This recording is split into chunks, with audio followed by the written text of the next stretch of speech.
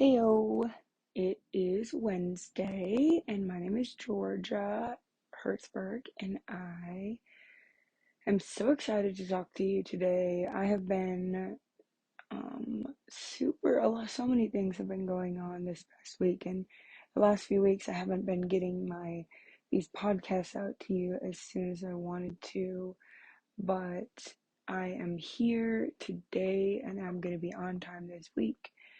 We had our heat go out this morning. We live in the mountains, and so the heat went out this morning, and it was 45 degrees in the house, except our bedroom.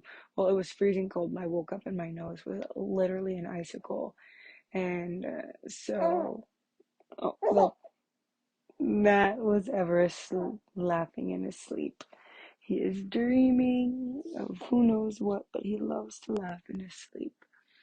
Um, And so, anyways, we were all cuddled up warm this morning under the covers, and then once we got the heat fixed, now it's all toasty in the house, which is nice. The living room is still kind of cold, but all the rooms have heated up, which is nice. Yeah, I am planning a couple YouTube videos this week. I have two, but I'll probably get one out on the Esther Effect, so stay tuned to that on YouTube. And I'm excited about this week's post. I'm just excited about it, so I hope you are excited about it too, and you check it out. So today I wanted to talk about, who knows if this is going to be interesting to you or not, but I wanted to share and to talk about it a little bit. But manipulation was what I wanted to talk about today.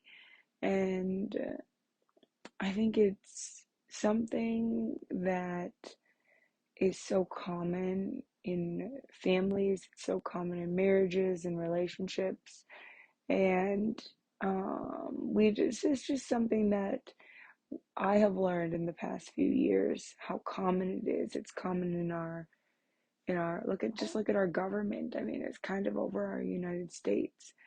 Manipulation and control, and people trying to manipulate one another to get what they want. When people with their jobs, they're manipulating each other and trying to get what they want and go as far as they want to go. And yeah, it's funny. He's so cute while he sleeps. And so it's just everywhere. It's in the church, and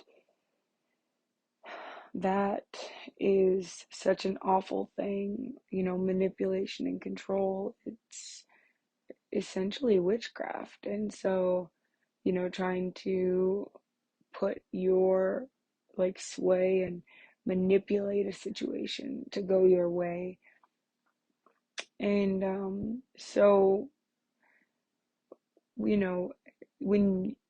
you are manipulating somebody, it doesn't make you feel good. It makes you slimy. It makes you feel terrible, and it's something that I grew up with, in my relationships and friendships. And I think a lot of people have grown up with it, trying to get their way or just sway a situation to be a certain way. And it's something that the Lord has been talking to me about the last few years, and something I've seen in a lot of church type settings, and something that needs to be, talked about, needs to be addressed, not just in the church, but within our families and with our friendships and in our government, and so many other situations in the schools. It's everywhere, and it's terrible, terrible, type of demonic thing that has taken hold of our world. And honestly, when you go about your day and then you're talking to somebody, and then you try to manipulate a situation, it's one thing. Just try to catch yourself doing it, of how many times you're doing it. in a day. It's not everybody's like this, but it's definitely something to pay attention to and to avoid, to not do this, because manipulation and control is witchcraft and it affects people, And so, um, one thing that I have noticed is, you know, in the church, um, manipulation and control sneaking up on pastors, and people wanting things to go their way and the pastor isn't doing it. I mean, it's a very serious situation, and it affects the pastor and the pastor's family. And we've just seen that so much in our recent years. But how it can manifest is in many different ways. It could be manifesting in fatigue. So if someone is trying to manipulate and control around you, or in a ministry that you're part of, or a organization, or a committee, or a community, you're going to feel lots of different effects with that. Um, Maybe fatigue. You're going to feel um, just, um, what am I trying to say? Fatigue, and feel like you're always tired. You might feel an oppression.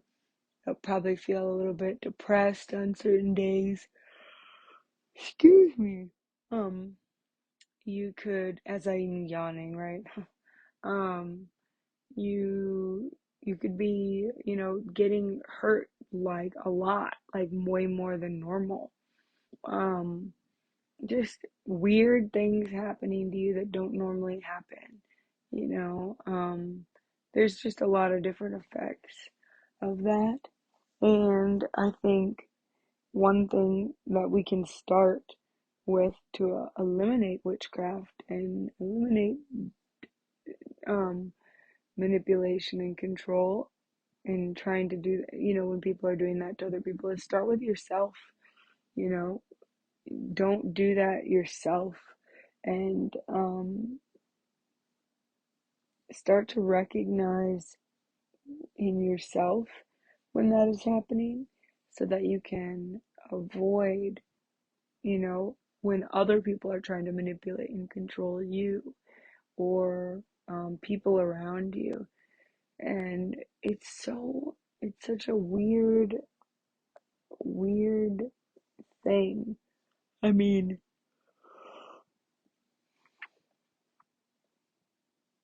of how much it can affect people when there's fear. Like, the only reason you would try to manipulate something is if you're having anxiety or fear, and you want it to go a certain way to avoid something else happening, right? So it all stems from fear, which is also demonic presence, and anxiety, which is also demonic presence. So none of that comes from the Lord. So these presence in our lives starts to create manipulation and control, and um, ultimately hurts the people around us and hurts ourselves. And if you are a leader in a place, in a organization, and you are manipulating and controlling, it affects everybody in the congregation. Everybody will start to see effects, and it's it's it's seriously important to not to trust the Lord, to have peace in your own heart about whatever the Lord has instructed you to do, whatever you are called to do on this earth, to do that in a place of rest and a place of peace. And yes, do all that you can, trust the Lord, but don't manipulate and control not only yourself and the people around you, but situations.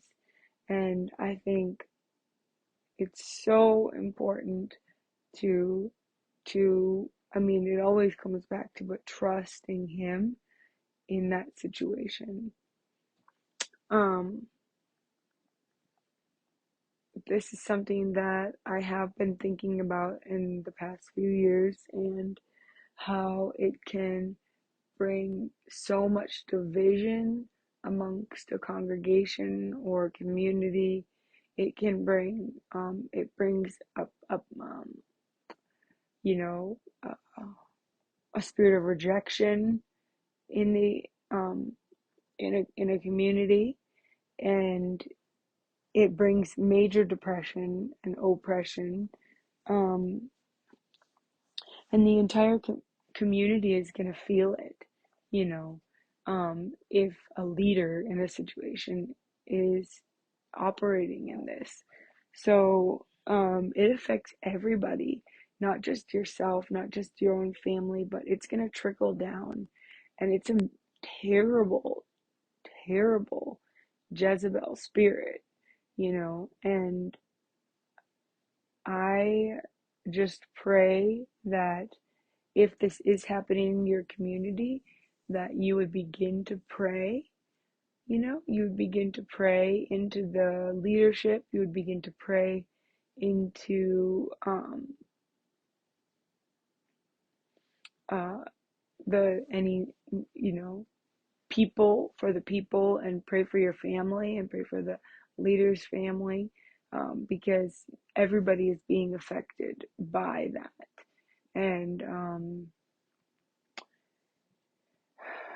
if you're getting hurt physically from it, which is very possible, and I've seen that, then you might want to, not start telling people, but maybe pray about it and fast and pray, but seek to maybe go somewhere else. Or maybe you want to continue to stay and pray if that's what the Lord is telling you. You want to hear the Lord. It's no like cut, and paste situation. You want to hear the Lord on what you're supposed to do. Um, but if you're physically being hurt, you're gonna wanna maybe get out of there and out of that situation, because again, you're dealing with a demonic presence. But remember, you have the presence of the Lord, and you have the blood all over you, God's blood, Christ's blood. You are covered in the blood, and nothing can touch you. Nothing can harm you. You just have to take authority over that. You know what I mean? And I think something this has been something that has been affecting many congregations, many denominations, Christian wise. I've been to lots of different churches and lots of different denominations recently, and I definitely cross lots of different denominations, and I see it in all of it. Pastors insecure, wanting to um, take hold and control a situation, control the congregation, and the outcome of their view of not just them, but the outcome and view of the parish and of the denomination itself.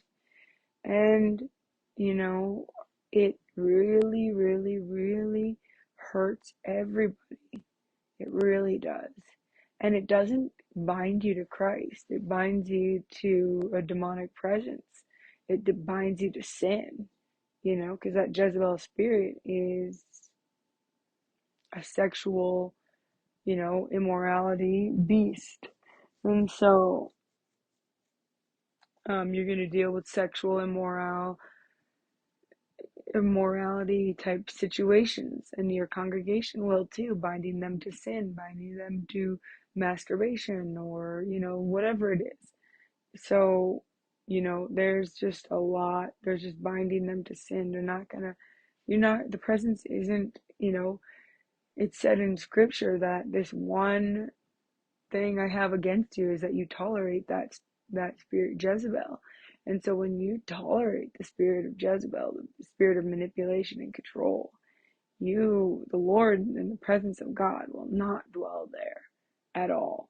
Um, he hates and detests that. So if you want the presence of God in your life and in your congregation or in your community or in the world around you, manipulation and control is the first thing you want to stop, the first thing you want to avoid, you know. Okay.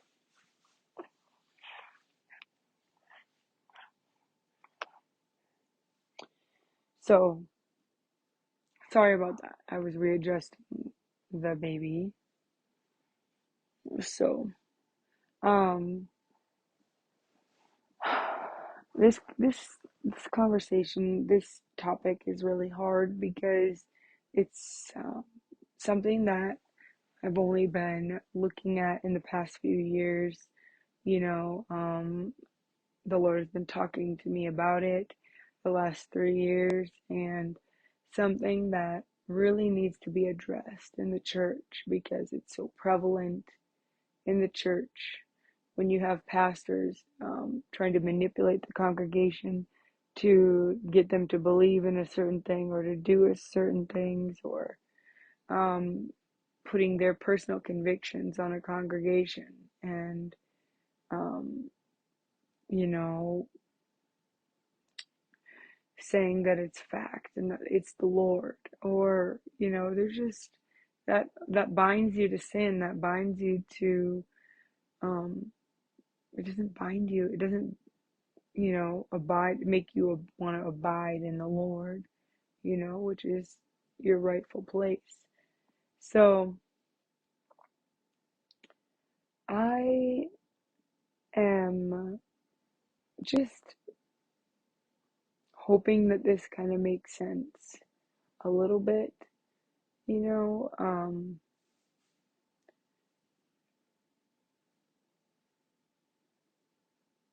Manipulation and control are just such an awful thing. It affects everyone, and it really is demonic. Um, a situation I can, like, if to show, I know someone that if you say something to them, or you would like them to maybe be quiet or something, but they are not able to hear you, and then maybe they couldn't hear you, but then they finally hear you, and then now they're just loud and they try to intimidate with aggression. um, that's manipulation and control, because they are feeling rejected and now they're mad because you asked them to do something, and pride is rising up, and they are mad and they're irritated, and they're going to use aggression and intimidation to make you feel bad and to put you in your place and try to control you and try to control the situation. Another situation of manipulation and control could be, you tell someone, maybe, you would rather they do it this way. Like, let's say you are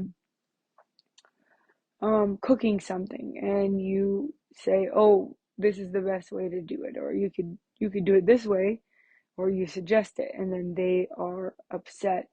Now they don't agree with you, and now they're feeling rejected, and then they push back, and then they start to cry and get upset because they're feeling rejected, and then they do self-deprecation after that, so they're crying and mad and upset and feel bad that they have feeling rejected, and they're feeling like you don't like them, and then they start doing self-deprecating, they start saying self-deprecating things like, "Oh, I can never get it right. I just don't know what I'm doing. I'm a piece of crap." All these things. And that, again, is trying to manipulate and control you to make you change your mind, or to change what you think, or just to bend and give them what they want. Both forms are manipulation and control. Those are just like personal, those could be like personal relationships they probably wouldn't be in a congregation setting, but honestly, they totally could. Um, Actually, no, both of those could be definitely in that situation. So, um, yeah, I mean, acting a certain way, somebody could be pretending to be sick to get you to do something that they want. That's manipulation and control. Um, yeah, they could, yeah, there's so many scenarios of manipulation and control. And once you are very familiar with it, I mean, well, obviously, once you're familiar with it, you'll spot it. But I mean, I'm sure if we were to go and to sit down and go through all your interactions throughout the day, I could probably point out many different manipulation and control in things that people might say. Um, but if you are not in a situation like that right now, that is wonderful. Praise the Lord.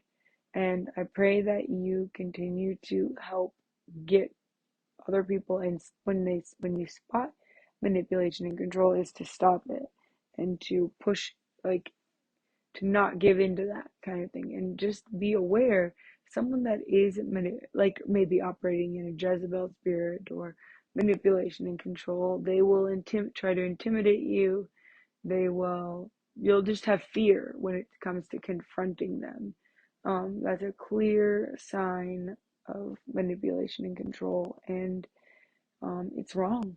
If you have fear about confronting someone, why is that? Have they reacted terribly to you in the past?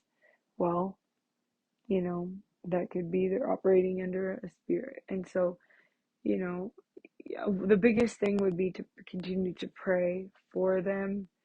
If you can just not be around them as often as possible, that would be good. But if you are in a closer relationship with them and they are doing this, you know, that's a lot harder if they're a family member and they're manipulating and controlling. First off, I'm sorry about that. And if you have to live with them, I'm more sorry. That's very difficult, very, very difficult, and you're probably feeling a lot of those feelings that I mentioned. It could be oppression, depression, um, fatigue, maybe dealing with a sexual sin of sorts. Not always, but perversion in some way. Perversion can be um, believing a lot of lies, or the truth. You know the truth, but your mind is being perverted in the sense of you're believing lies, or um, just not the truth of what the Lord says about you or a situation.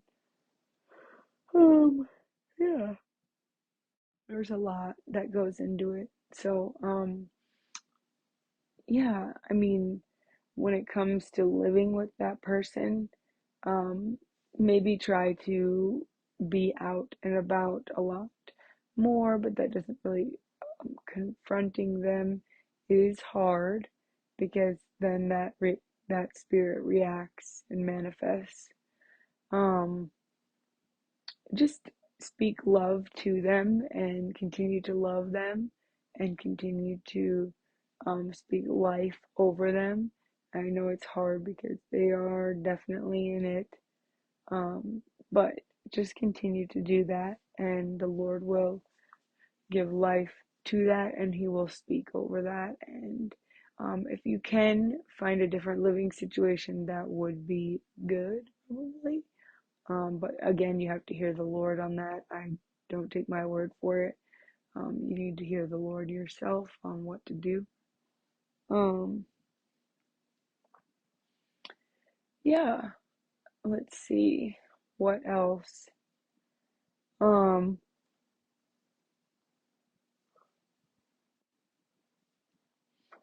I know that being in this type of situation is very difficult.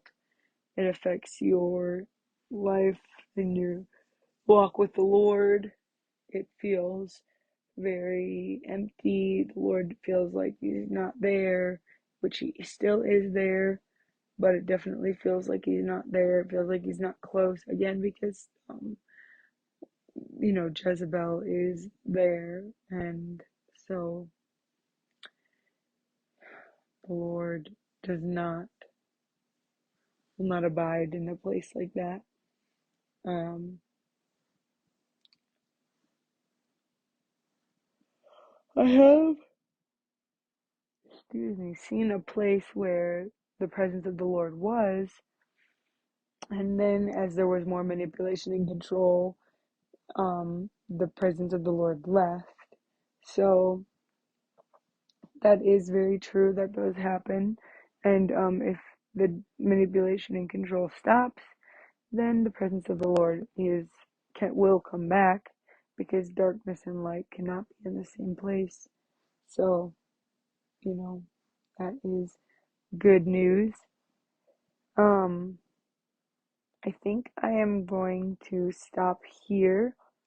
Maybe I will talk about it in the future podcast, but I think this is where I'm going to end today's podcast. I hope you enjoyed, and I will talk to you next week.